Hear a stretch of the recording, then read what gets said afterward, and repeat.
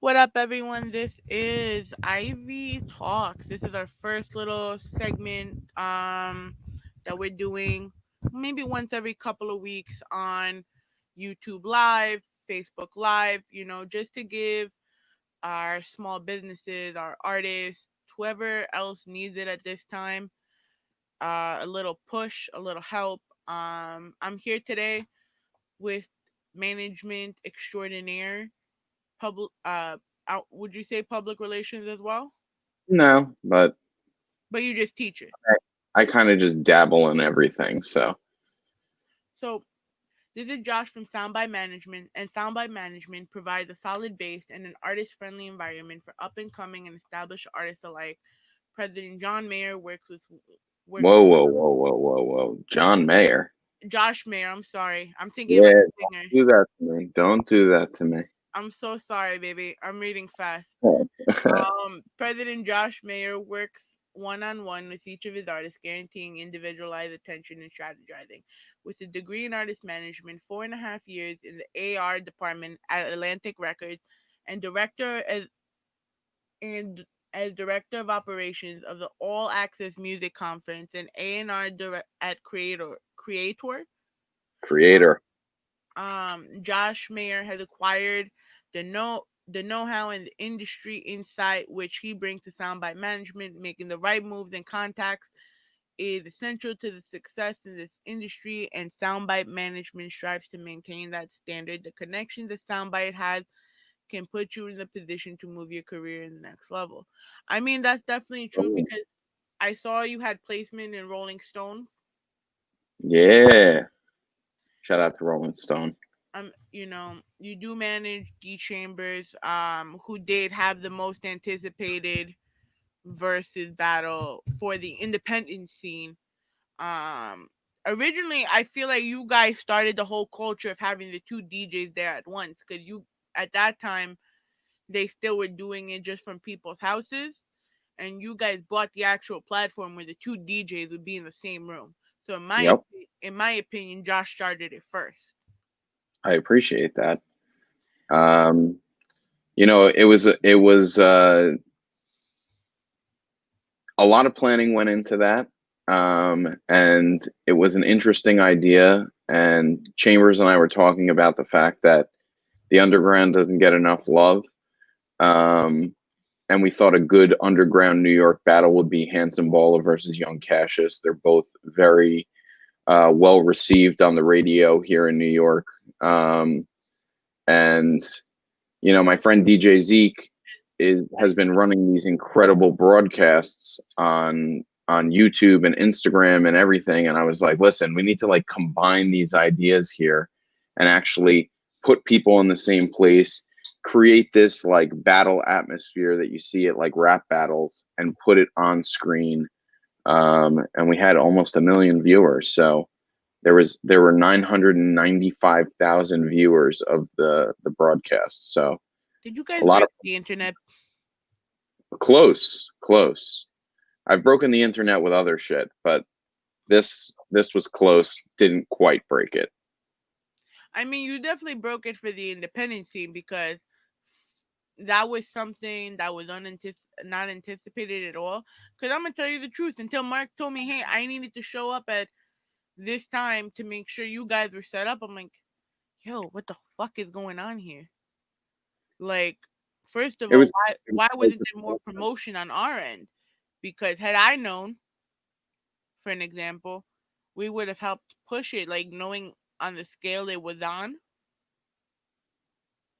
Yeah, I mean, I feel like at the time you and I didn't really know each other. I didn't know that you were running the social media over there.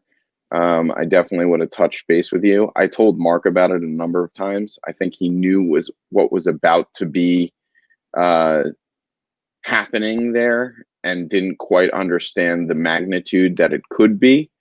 And luckily, I had three publicists and a lot of people promoting this.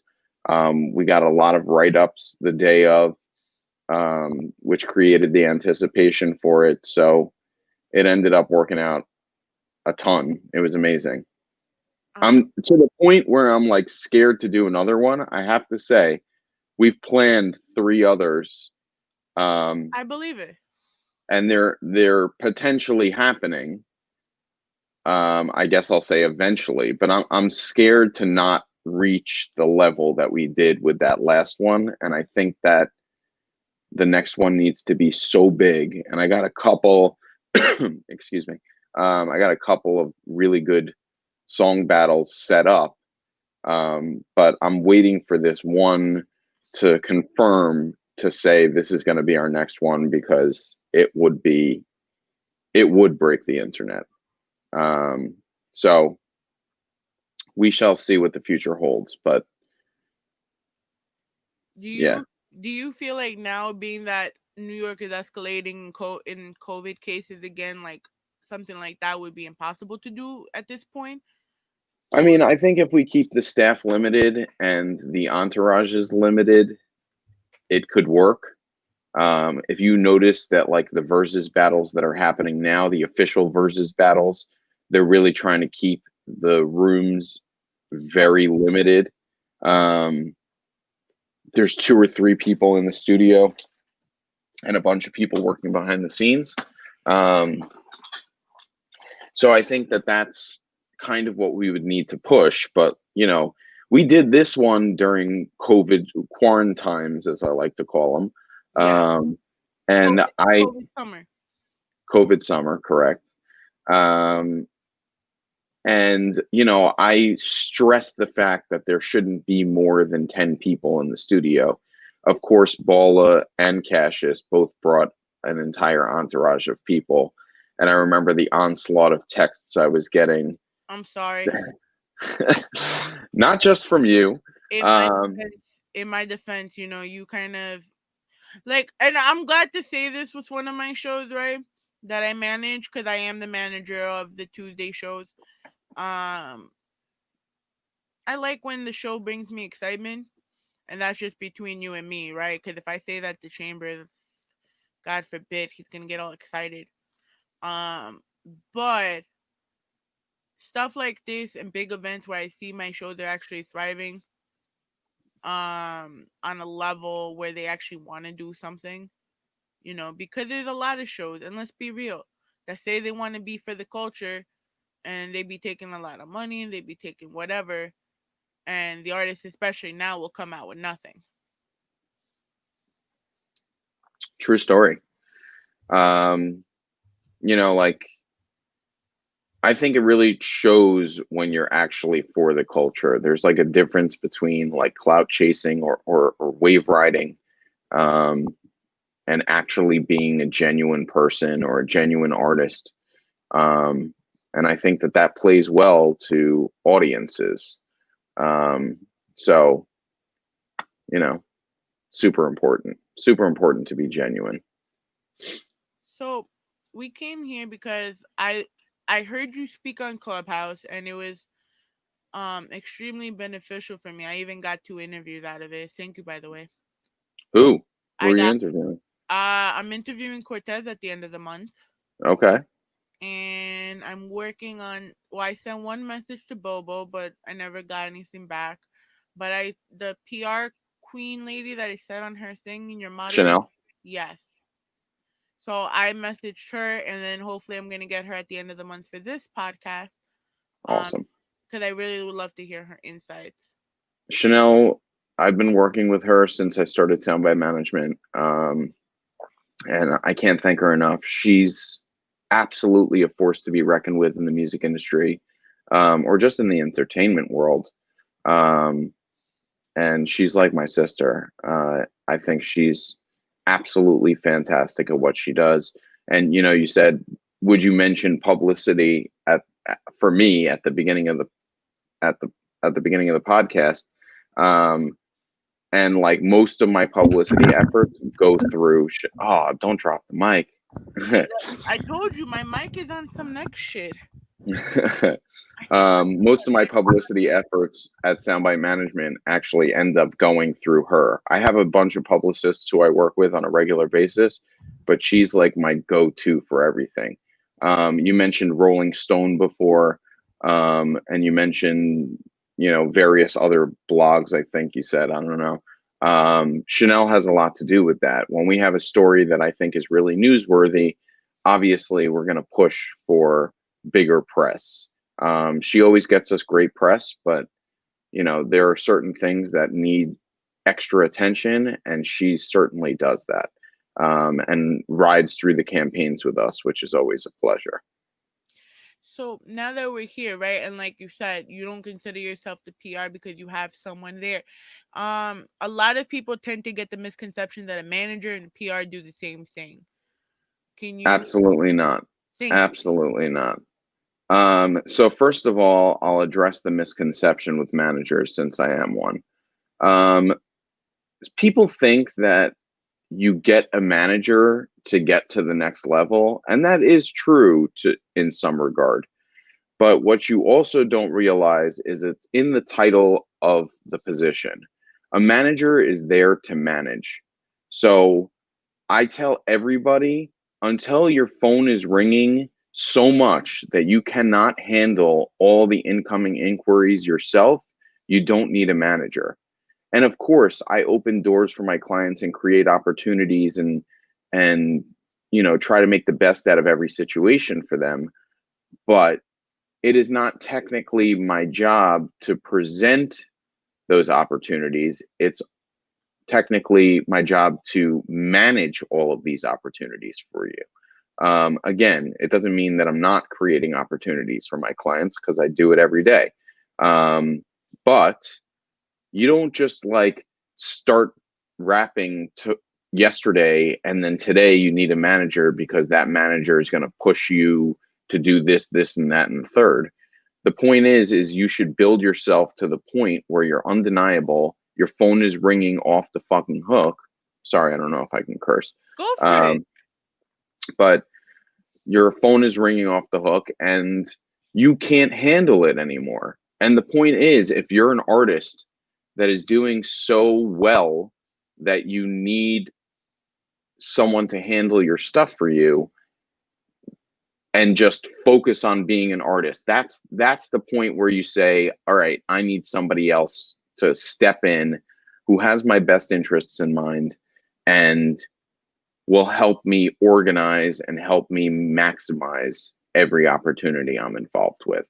So, you know, most of my clients have so much going on that I'm like, you go to the studio or you show up to this interview or you do this and that, and I'll take care of the rest of the stuff.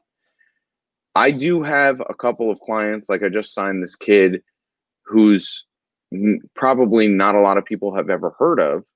Um, but I believe in his talent. And I have a Grammy nominated producer working on his projects with him. And I feel like between the two of us, me and the producer, we can help this kid launch his career. It's not a usual step for me to take at this point in my career, but I did not want to pass up the opportunity on working with this kid who I found through actually one of my Friday music review shows. Um, and he started DMing me, and I didn't like his music at first, but I helped him get out of a shitty situation with an old manager. It pisses me off to see when people try to fuck people over in the music industry, which is very common. And I like held his hand through getting out of his old management deal. And then another 3-4 months passed. He kept sending me music. I wasn't like super thrilled. And then all of a sudden he sent me this one song and I was like, holy shit, you got something here. It was that one Um, song that made him pop. well, he didn't even pop yet, but No, but it pop in popped. the sense to you. Yes. And I was like, all right, I need to get involved with this kid. Um, Now before everything goes crazy with him. I know that we have a lot of work to do and we have a long way to go with him, but I'm willing to take that journey with him. So I'm really starting from infancy with this kid. His name's Nakir Tazi. But for the rest of my clients, everybody's got something going on and everybody needs the manager involved. Um, and that's again why I step in and I take care of things, and allow them to be the artist. Uh, And then you said, what's the difference between a manager and a publicist? Yes. A manager is the person who's handling your day to day, keeping you organized, keeping you on a timeline, making sure that you're meeting your deadlines and goals, and building on that every single year. Publicist's job is to publicize all of that shit that the manager and the artist set up. So you dropped a new song, you dropped a new video, you did an interview here, you did this, that, and the third, you're performing here, you're doing a charity event, blah, blah, blah, blah. These are the types of things that a publicist is going to go out and literally publicize. Again, there's a reason why we're titled what we're titled. So like me, I'll go around and help set up one of my clients to do X, Y, and Z. And then my publicists will go out and say, hey, did you know that this client is doing this X, Y, and Z stuff? You want to write an article about it, and we'll try to get as many eyes on it as possible. And that's the job of a publicist, is to bring as much attention to you as possible. They'll help get interviews, they'll help get press, and they'll also help create opportunities like brand alignments. And I mean, managers do that too, and that's kind of where things kind of get a little bit crossed. But like brand alignment opportunities, charity opportunities, things like that, the publicist is trying to put you in the best light possible. And then, of course, there's damage control. If something bad happens with one of the clients, the publicist's job is to spin that into something that can be palatable by the masses or understood in a different way. Like the most recent thing I can think of is Doja Cat. Doja Cat got into some trouble because of some comments she made about the race issue. And then her publicist, I mean, on social media, she was like canceled for a week or two. But then, her publicity team rushed to fix the whole situation. And she did a remix with like Nicki Minaj or something like that. And songs started charting again, smoothed everything over, and boom, she's performing New Year's Eve as the headlining act at midnight. So, it's the publicist's job to like kind of twist and spin you into this better light once again. How effective you feel cancel culture has been over the last year? Honestly, I feel like it's just like a social media movement of angry fans. I don't think that it really has the impact that people want it to have. I think that, it's everybody has an opinion. Oh, one of my science teachers used to say, opinions are like assholes. Everybody has one. Yeah. I love that teacher because we were in 6th grade and he was cursing. Um, I think that's but everyone's favorite when your teacher starts cursing in the middle of the class. right. So, like the internet gives a voice to everybody and like an even voice to everybody. And so I think that people want to voice their opinion and make sure that people know their feelings about certain issues. I don't think that anyone has been successfully canceled. Like, well, maybe barring the 45th president here today. But Oh God. How are you now get impeached with maybe a week left of your term? you know what? I'm glad it's even being addressed at all.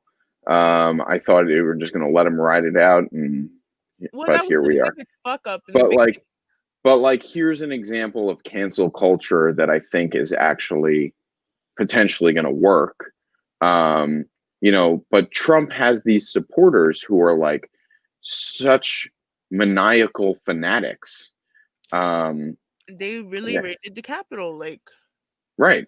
That hasn't happened since 210 years ago, when fucking Abraham Lincoln was talking about slavery. That's the last time that they stormed the Capitol like that. So it's just, this is like one of those things where like cancel culture might work, and Donald Trump might end up in a shitload of trouble, and he might end up in a shitload of legal situations, and like that might be an effective cancel culture campaign. But I can't say anything in entertainment really that's been a cancel culture campaign, because every single one of them has their diehard fans who fight back, and there's that core. Let's just use the example of politics: the extreme right, the extreme left, the left, and the right. And so there's always going to be these groups here that will defend whatever, and they have a strong enough voice to keep things at the forefront. So going back to the Doja Cat example, there are fans who either understood what she was saying when she made her racial remarks, or the videos that got released or whatever. Um, and, but, you know, there were also her core base of fans that were like, no, Doja Cat is too important to the culture to let her go. And that ended up prevailing. And again, Doja Cat was the main act on New Year's Eve this year. So when she it's wasn't canceled. I stopped following cancel culture during the summer when they tried to cancel J. Cole. I mean, listen, like I said, everybody has their opinions, and everybody's going to try to cancel somebody. It wasn't Um, even that. It was just because Anonymous wanted to say some shit about J. Cole not being there, but yet J. Cole was on the forefront of BLM. You yeah. know, so I found that just extremely ridiculous. That people take to social media to find a way to cancel it. First of all, am I happy that Donald Trump's Twitter and Facebook and all his social medias got suspended? Hell yeah, I am. That is the one time Fuckerberg actually did something right. I like that, Fuckerberg. Oh man, listen. First of all, you got to read my sorority sister's blog, A Gray Hair Kind of Life. She's now been banned twice for 30 days just because she talked about rolling into the riots. Uh, You have to send me a link to that. oh my god, bro, I love Katya. You're gonna love her blog. She does a 6 p.m. sip with me. That's the IG live I be doing. Yeah. I saw that. Yeah. So she's the one I bitched to about being her Facebook lawyer. Cause I literally have to. I'm her social media manager. Okay. Because every time something happens, I'll get a text at 7 o'clock in the morning saying, "Bitch, I did it again." And then I have to go on Facebook and explain to her friends why the fuck she's not talking to them. Call her. But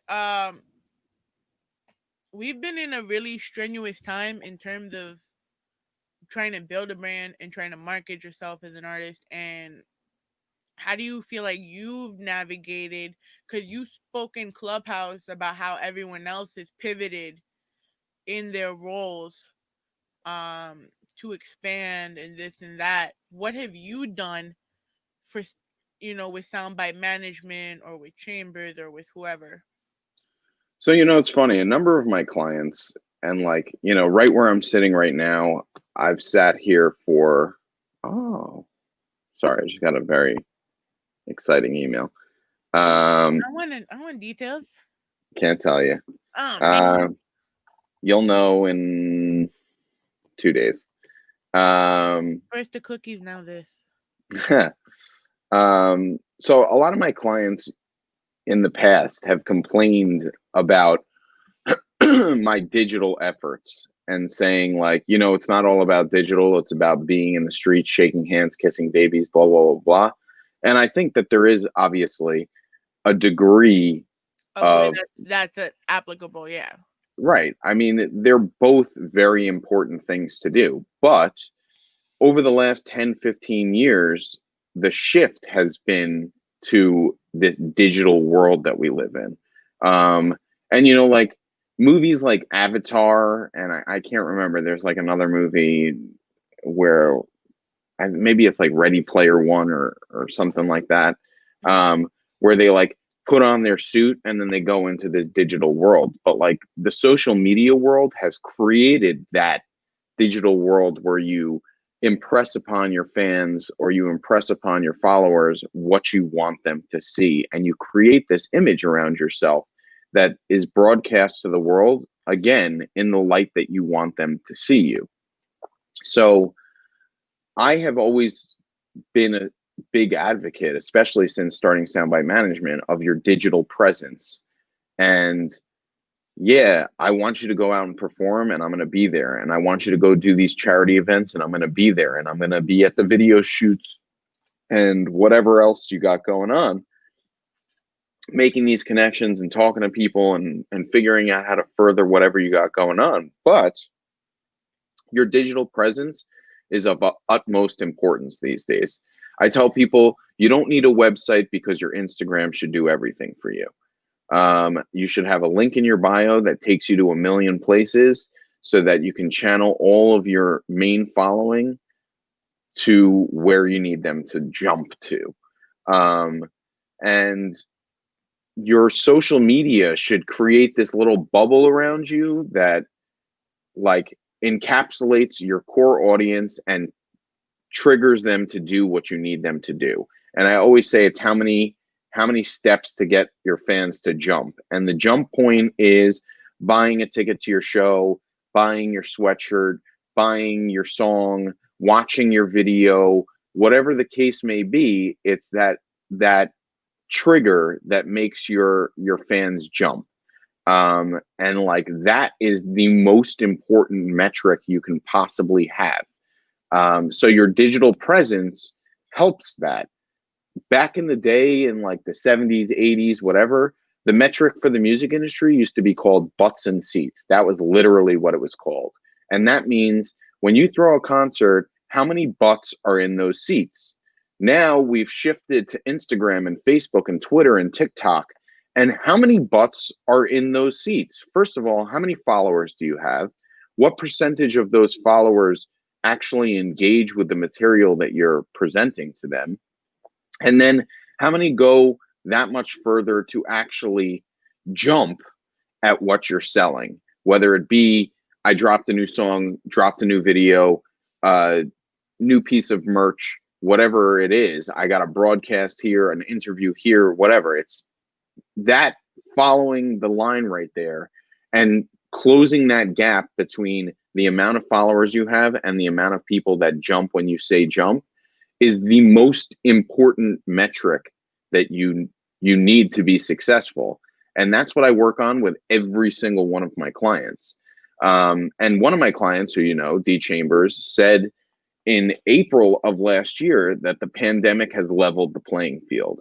And the reason that that's so true, and I keep saying it over and over and over again, and I say it on my ClubHouse music conference, is that everybody's doing exactly what we're doing right now. We're sitting here on our cell phones.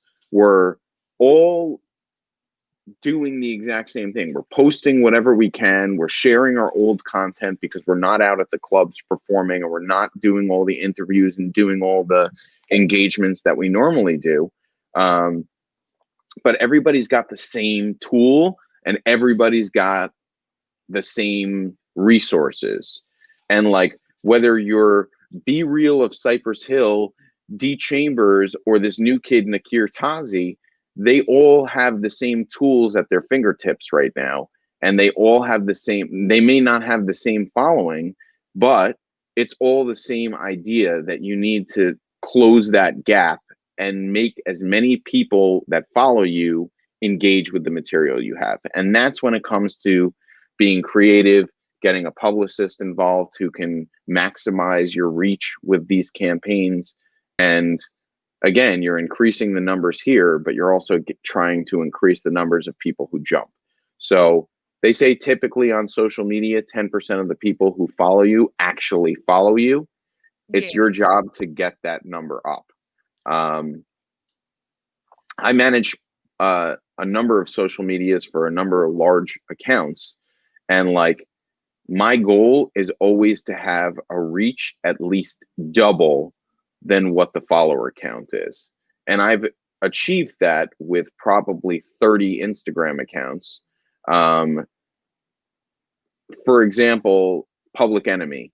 Public Enemy has 215,000 followers, which is pathetic for Public Enemy, and they know it. Trust me. But they lost their account for 3 years. I got it back from them for them a year ago, and they were pretty much dormant on social media. And my partner and I came in to save the day and kind of revived their account. When we initially took it, there were 40,000 followers. It's taken us a year to get to 215. But now that we've broken this like plateau of 200, I think we'll be probably at 500,000, if not more, within another year. But the reach of that account is about 500,000 for an account that only has 215,000 followers. That's fantastic. But it's all about content, when you post it, how good is the content, and knowing when your fans are jumping the most. So And that's why insights are important, by the way. no, that is definitely important. And like that's stuff I always look at because it's just like when you look into your insights, you see what you're doing correct and what you're not doing. Yeah.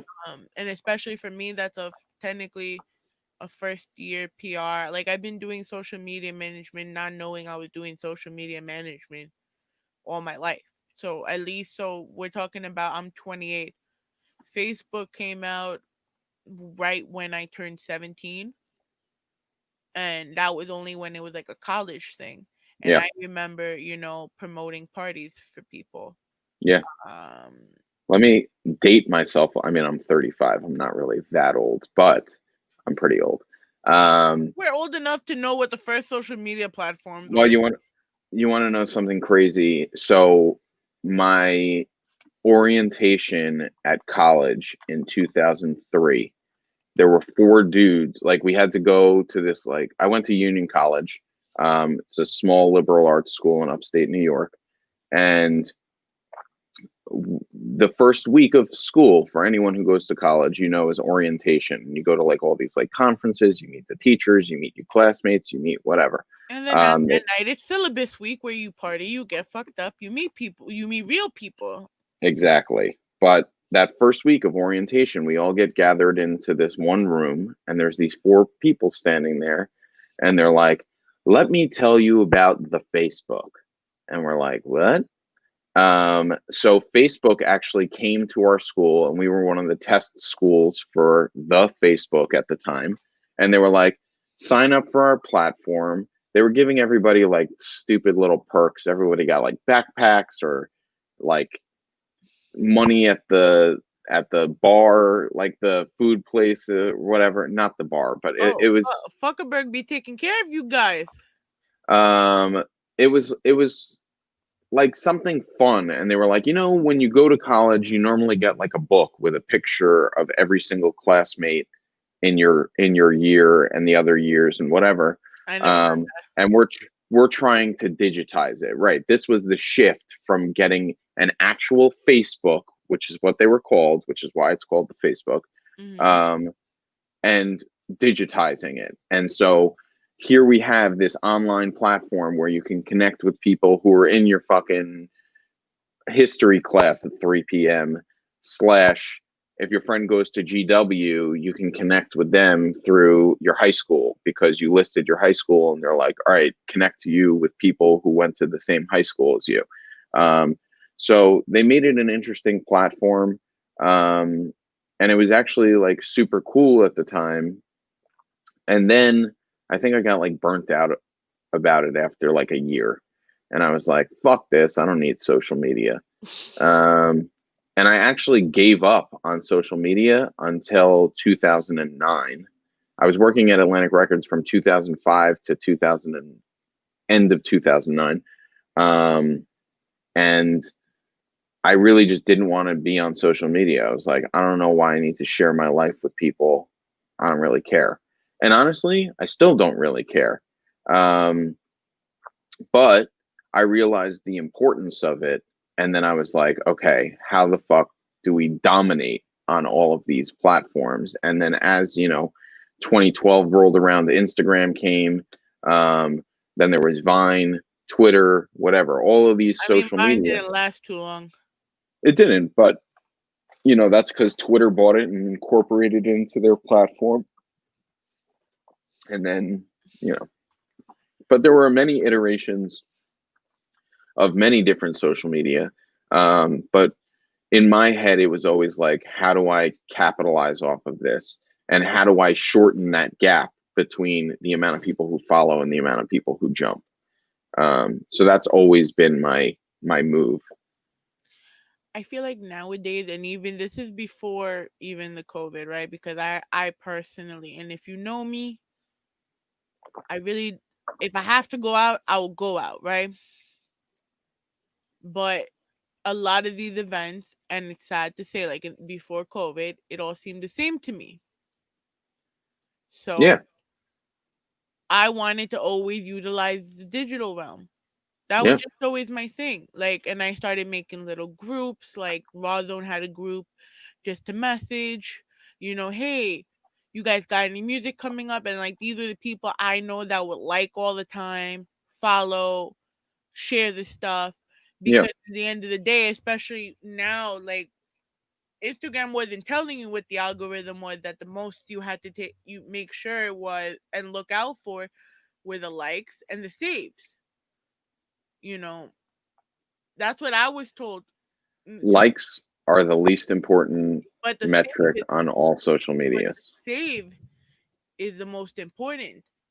Comments are the most important. Saves are important also, but comments are the most important. But to look at all of those different things, and see what a person is saving, for an example, right? And what a person, because we always see the feed is always going to show you what you're commenting on, but the Yeah, feed will never show you what is saved. right. you know so then to see, like, okay, what are these people really fucking with, is always what caught my attention. So that's how I started, because the live streaming, I had done it.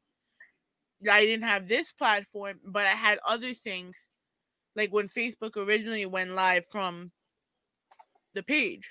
Yeah, So I had that, and I had live doing it when he did live jewels. So the fact that I was able to bring it in and use it for DTF, during the COVID, I feel like is what saved my brand. It's what, I mean, didn't save the photography too much because no photographer really made money.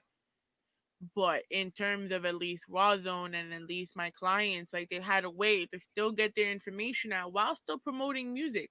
Because it's not like you, during the COVID, you could be like, hey, spend $20, get my CD, get my EP, get this, get that. That wasn't happening because everyone was waiting for a $1,200 stimmy. You true know, story.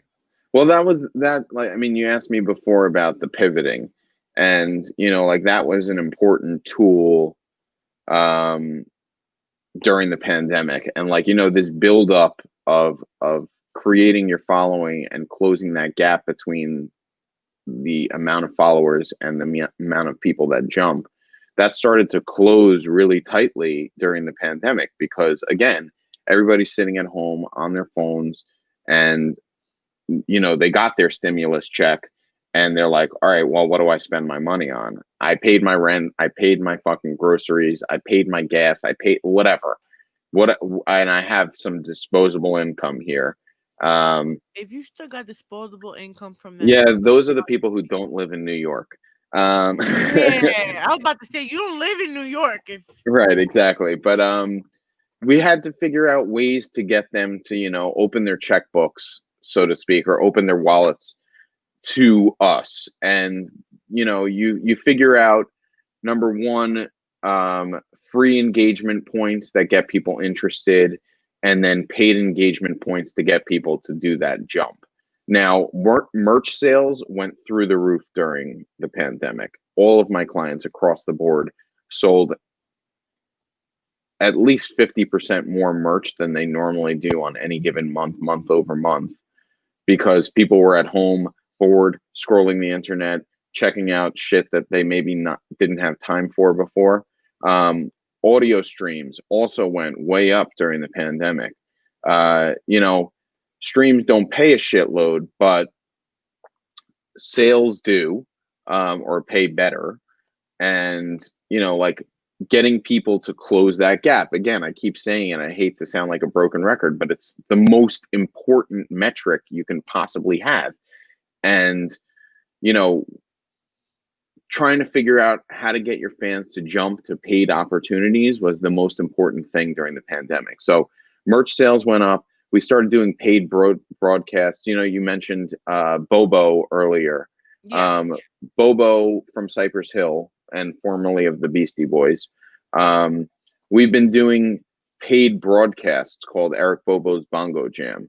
We started doing them for free, and he was just going live on Instagram and Facebook at the same time. Um, and we were building an audience for this like variety show that he had going on that was you know, just him jamming out with DJs or other drummers or other artists, and in what we dubbed Eric Bobo's Bongo Jam. Then we built it to the point where a company stepped in and said, hey, listen, number one, we'll pay you to do this on our platform because it promotes our platform, but also you can open a ticket link so that all your fans can actually watch this, and we can create like a real program around it. And then we created this entire variety show that's like an hour and a half long that we do once every couple of weeks. And you know, we have this segment and this segment and this segment and this segment, and people pay $10 a pop to come watch it. And it, like I said, it's like a variety program all based around Eric Bobo, and it's a lot of bongo playing and a lot of jamming out and whatever, but it's cool content that people want to buy into. And I mentioned Cypress Hill also. We well, obviously, but Cypress Hill just dropped. I mean, Be Real just dropped a project with Exhibit and Demrick, and prior to that, Be Real had dropped a project, and we didn't want it to fall on deaf ears. And at the time, people were starting to do these drive-in movie theater shows, Yeah. just like you know, back in the days of yore, people used to go into drive-in movie theaters. You pull in your car, and there's a movie screen in front of you, and you don't have to interact with anybody. You don't need to get 6 feet from anybody because you're in your car. You're in your own little encapsulation. And we were like, what a great way to do shows. Now, unfortunately, it's not super lucrative because a lot of these places charge by the car instead of by the person, which is a problem. But we did like a little mini tour with Cypress Hill to promote their projects. And that was a way to get fans to engage and get people to buy into what, you know, we were doing. So these types of things are the pivots we made for the pandemic. But again, it's that way to like shorten the gap between the followers and the people who actually jump. And you got to figure out what makes that click and then make it click. So you know I'm gonna definitely ask about this question, even though it had nothing to do with the pandemic. But how did you get homie on Bold and the Beautiful? Oh, Zach? Yeah, I'm so sorry. I'm just sitting here. I'm like, that still boggled me because So, I was watching Bold and the Beautiful when I saw the post. um, so like I said before, the manager's job is to manage. Yeah. So you're fielding all of the inquiries and opportunities that are coming in on the artist's plate, or the talent's plate in this case. Well, he eventually turned into an artist, but Zach was the most popular. Well, maybe he was the second most popular person on Big Brother that season, Okay. because That's Ariana Grande Ariana Grande's brother was on the show, and nobody knew it was Ariana Grande's brother. mm-hmm. And Zach and him became very fast friends, and they were clearly the standout characters on the show that season, that summer. Um, so coming out of that house, I wasn't managing Zach when he was on Big Brother, but he came out and his cousin was managing him, and I knew his cousin. Um, and she said to me, I have no fucking clue what I'm doing. Letterman wants to have him on. This person wants to have him on. Like, I don't even know how to handle all this shit. And I said, all right, listen, let me come in, co-manage the situation with you, and let's figure out what we can do. And we hired a publicist. We hired a media connect, who was like trying to connect dots for us, and he was getting a ton of emails, a ton of phone calls, a ton of everything for do this, do this, do this, do this. And of course, CBS also was like, we need you to do this, we need you to do this and whatever. And they loved Zach as a personality. So they had one of CBS's publicists reaching out to me pretty regularly saying, we want Zach to do this and we want Zach to do this. Zach didn't want to do Bold and the Beautiful, but I was like, listen, they want to give you an arc on the show, which means a number of episodes. The pay is good and it's only going to help you. And we needed to figure out how to pivot him onto the mainstream after Big Brother. And to keep him relevant. And at the time, there was a platform called YouNow, which was one of the first live streaming platforms. Mm-hmm. And so I organized, and like he got popular on Big Brother because there's a 24-hour stream of your life. Now I needed to shift that and make all of these fans of his buy into whatever he was doing. So I put him on this platform, YouNow. He was making a shitload of money every month because number one, the platform paid him, and it also had fan driven engagement. Like, let me give you, like on Caffeine and all these live apps now, you can like tip the broadcaster. Well, Yeah. YouNow was one of the first ones to do that. And so all of his fans were coming into his broadcast and tipping, and that was exponentially growing his get every single month. And he was just making, like, when I tell you shitloads of money, he was making shitloads of money off of live broadcasting. But we needed ways to like supplement this character and this idea. And I was like, listen, Bold and the Beautiful is like an institution in this country. Daytime soaps are so insanely popular, you could probably never imagine the amount of people who watch. No, and that's So, exactly the point. First of all, you not only have like older women like our grandmas and stuff, right? Then you have our mothers and the ladies that like to sit at home, cook, clean for their kids, and essentially because I am one of them, the kids that are with them. So we're right, talking about for the formative years from like 5 to like 12, right? right. When you had the days off with your mom, this and that, you would watch it.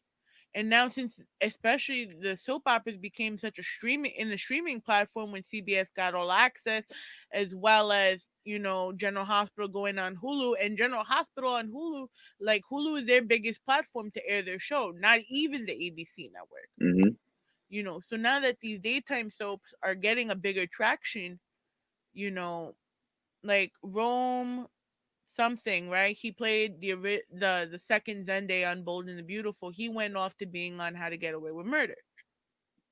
I don't know anything about the Bold and the Beautiful, by N- the way. I mean, no, and that's fine. But like, I look at how the catalyst for the actors, right? Yeah, They'll start off there, and then like, you ever see Blue Mountain State on Netflix? no, but I've heard of it. Okay, so Darren Brooks, who played the main character, ended up Hmm. got his role on Bold and Beautiful. So like, it just No, became, yeah, it's like a launching platform for you. yeah, And that was the idea with Zach. It was like to open him up to this entirely new audience who didn't know who he was, maybe. I mean, if you watch The Bold and the Beautiful, chances are you see the commercials for Big Brother, so you may be familiar with his face.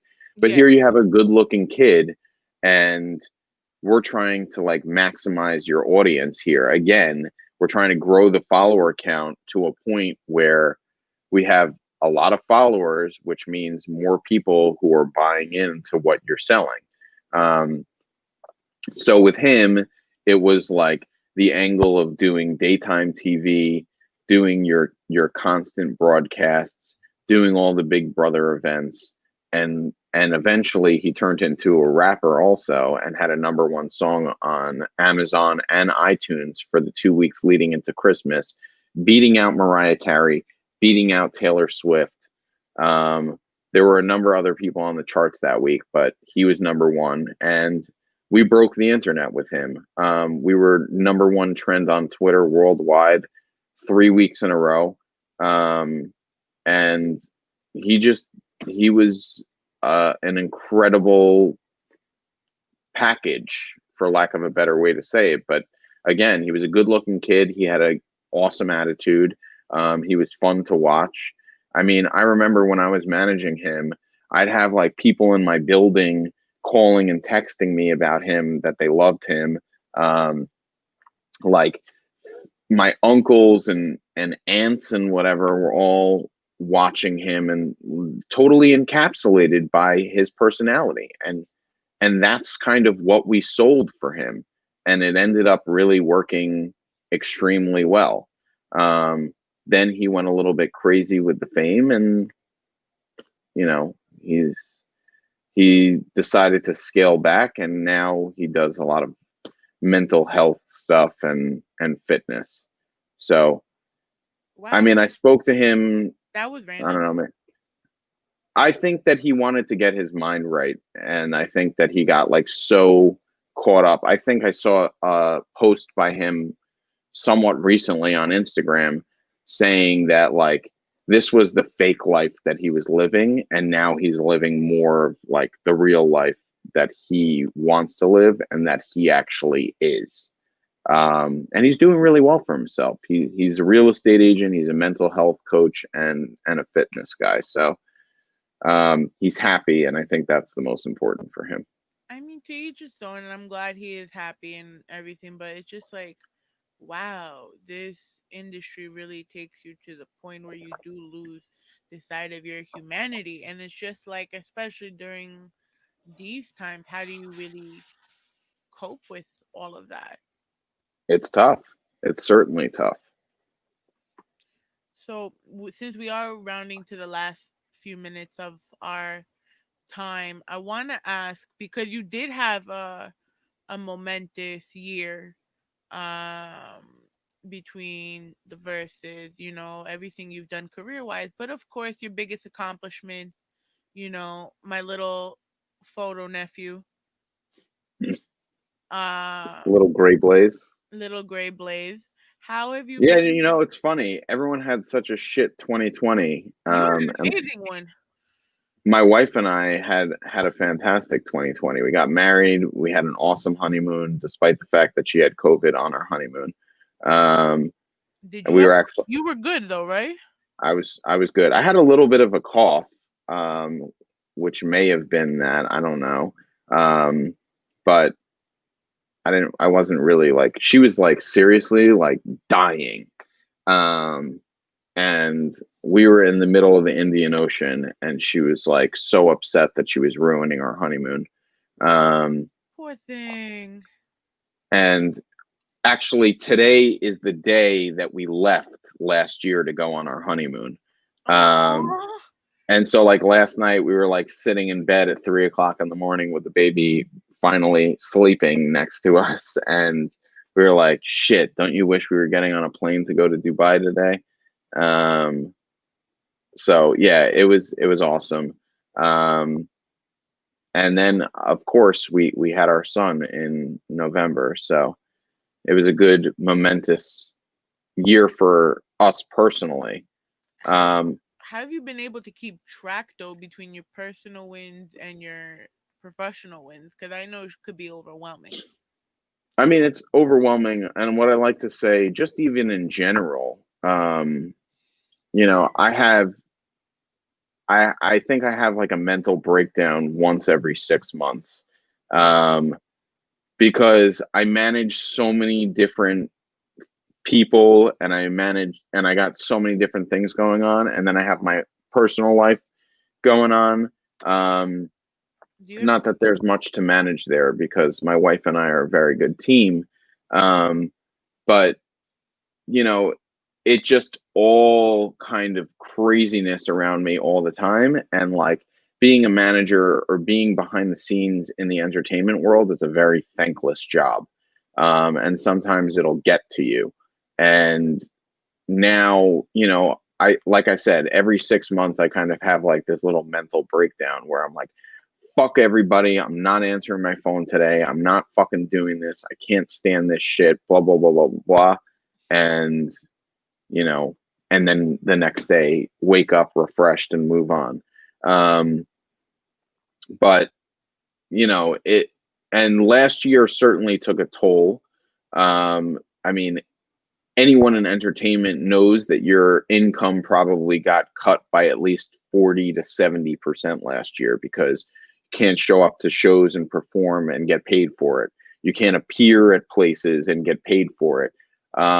And so we needed to figure out ways, like we spoke about earlier, to pivot and make money or make up for the fact that they weren't making as much money, which is when we pivoted into heavy on the merch, heavy on dropping songs, heavy on the paid broadcasts, and figuring out how to actually supplement the incomes last year. So, yes, it's very hard to keep track of everything. You mentioned Chanel earlier, that you're going to be doing an interview with her. One of the most simple things that she actually posts on her Instagram every single Monday is make your to-do list and stick to it. And like, it's so dumb and so simple, but it's so incredibly helpful to be organized. And that's how you keep track of your progress. That's how you keep track of your wins. And that's how you stay on point. And I have 80 billion notes in my notepad on my phone and computer of what do I need to do? Who do I need to talk to? What do I need to do today? What's the next step? Blah, blah, blah, blah, blah. And I'm just knocking these things off constantly, constantly, constantly. And I have one in my head also. I'm like, all right, today I need to do this, this, and that, blah, blah, blah, blah. And that's what keeps me on pace. And that's what keeps me moving forward. And I tell everybody, I'm living at least 3 to 6 months in the future always, because it's not about what we're doing this week. It's about what we're doing 3 months from now. And like this week's plans were planned way back when. Like I knew, for example, Chambers is dropping his song with Method Man this Friday. I've known that this was coming for a long time, obviously, because we had the video in the stash box. We've had the song in the stash box for a while. Chambers has been teasing it on his Instagram for a month or two. The execution of this plan went into effect this week, but the plan has been set up for quite some time. I added a little bit of sauce here and there last week and like opened a couple extra doors that'll make much more of an impact come Friday. But I'm always living, like right now I'm planning an album release with Bobo from Cyprus. On a digital That's scale or a physical scale? digital. Okay. The scheduled date for that right now is April 20th. So like I said, I'm living 3 months in the future. I'm making all the plans for this album right now. So I'm constantly on the move, and and obviously things get thrown at you left and right while you're working in the entertainment industry. So you need to constantly adjust also. But if you stick to the plan and move accordingly, and always be organized and always plan ahead, you'll always be ahead of the game. And that's like my number one thing, is like organization is why I kill it. And I'm not trying to pat myself on the back. I'm just saying like, this is how you win. And I've done it consistently with Soundbyte Management for 10 years now, actually almost 11 in 8 days, 9 days, 8 days. And I did it at Atlantic Records prior to that, and I'll do it in whatever I do. It's important to be prepared. It's important to know what you're doing, and you'll just always be ahead of the game. So, what's your next step for you? Are you gonna maybe expand and like have like offices in like other states, other countries? Like, are you feeling about expanding your reach even more, seeing as you're doing so well? Um, so I'm a I'm a firm advocate. If it ain't broke, don't fix it. Okay. Um, so I actually had this discussion with my wife the other day. We live in a one bedroom apartment. We're house shopping right now. Um, but we live in a one bedroom apartment, and I've worked from home for a majority of Soundbyte Management's existence. I did have an office for a little bit of time, but I felt like I was throwing money away in rent. And then I got in trouble for smoking in the building, even though the landlord told me it was totally cool, but other people complained about it. And so we ended up severing ties with that office. But um, I just feel like I'm fully capable of handling what I handle. I know how much I can take on my plate. Sometimes I take a little bit much on my plate for myself, but then I figure out my new normal and I work it out. I usually have a staff of a few interns who can help supplement everything I'm doing. I've had a few people work for me over the years, like in an actual employment capacity. Um, but I just feel like what I'm doing works and I don't want to change that for anything. And I like, you read that statement off of my website at the beginning of the broadcast here. Yeah. Um, hello, Is it the baby? I'm on an interview. Is it the baby? Yeah. No, it's my wife, Oh. Okay, I saw Celino and Barnes getting happy in the back. Katie. What did you say? You saw what? I saw Celino and Barnes getting happy in the back, so I saw it. um, what was I saying? Shit. Oh, you read the statement at the Yeah. beginning of the broadcast that said, uh, I like to give my individualized attention to each one of my clients. And that will always ring true. So long as there's soundbite management, Josh will be involved in your career. I don't like the fact that other management companies get so big that like people get left in the dust. I Hmm. also don't like the fact that like if you signed up with a specific management company, you were saying like, "Oh, I want to work with that guy," and then you might end up working with one of the people who works for that guy, and you won't get the attention from that guy that you wanted to get. So I like the fact that I'm me and I'm a small company and I have control and like I connect with my clients um and that I can give them the individualized attention and I can give them my time and my effort and I know what I'm doing with each one of my clients and that I have my hands in it. So for as long as I possibly can, I would like to keep it like this.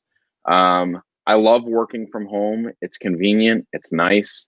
It works. And obviously now everybody's kind of working from home. So I think for the foreseeable future, this is the way it will be. Do I have ideas of grandeur and expanding? Yeah, but like I said, if it ain't broke, don't fix it. And every single year, with the exception of 2020, my company has done better and better. Our reach has expanded further and further, and that's what I'm most excited about. I mentioned it last week on the music conference, which is social capital, and that is becoming the most important thing you can possibly have on your plate.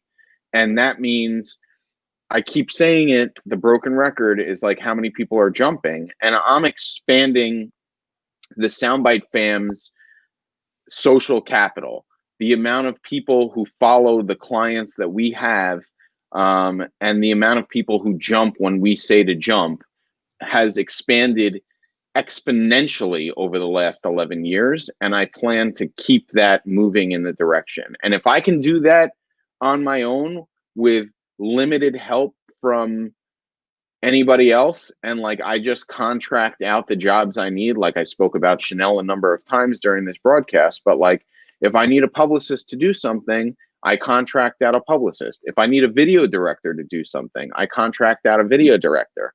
But like if I can keep the unit small, and I can keep the team small, and I can keep my individual attention for each one of my clients, then that's what I'm going to do. I'm going to keep it like this, and it's going to work, hopefully exponentially. Come here, little GB.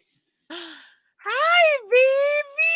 Oh my God, it's a prodigal child. Hi, Papa.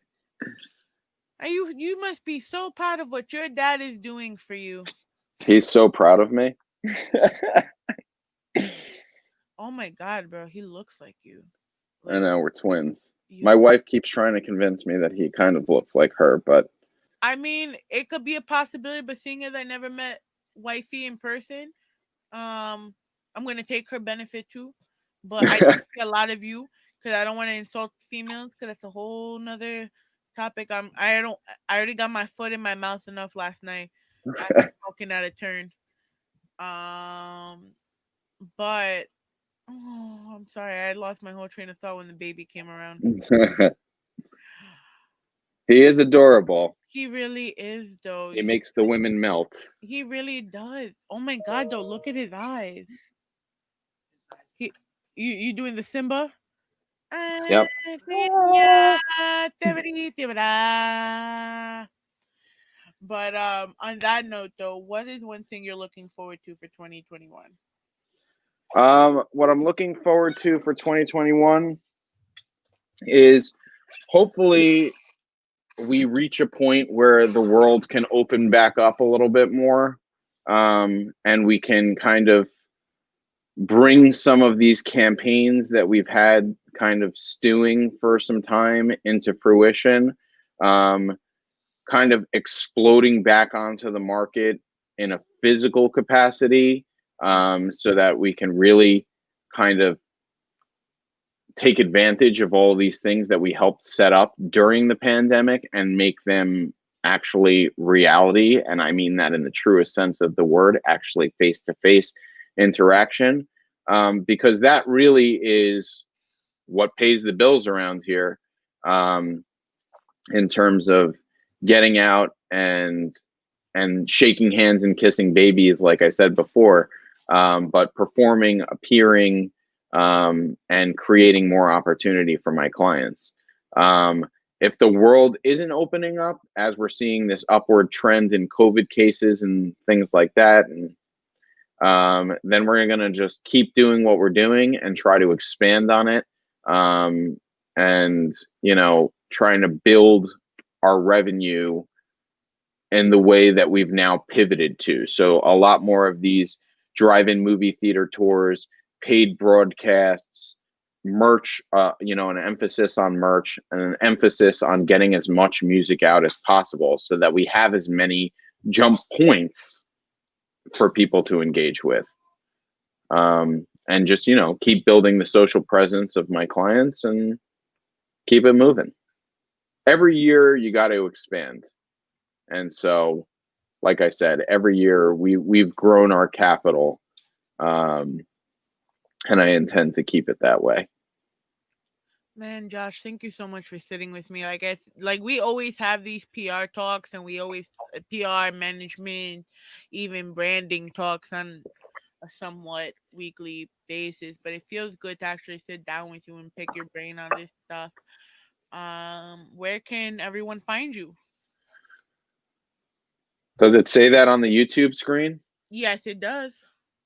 Soundbyte MGMT on all social media. It's also literally, you could just type in Soundbyte MGMT on any social media, my email, my fucking Cash App, whatever the hell else. It's all Soundbyte MGMT. So you can find us You can find us everywhere there. You can follow all my clients. There's a link in my bio to follow all my clients on Instagram, Twitter, Facebook, whatever. And my Instagram is a pretty good marker of what's going on with Soundbyte Management and our clients. So follow us there, tune in, appreciate you, and I appreciate you for having me. Thank you, thank you. He also has funny cat videos. He got all the videos for you to be entertained by the way. But on that note, this was our first episode of Ivy Talks. Thank you for being our inaugural guest for this. I wouldn't have had it any other way.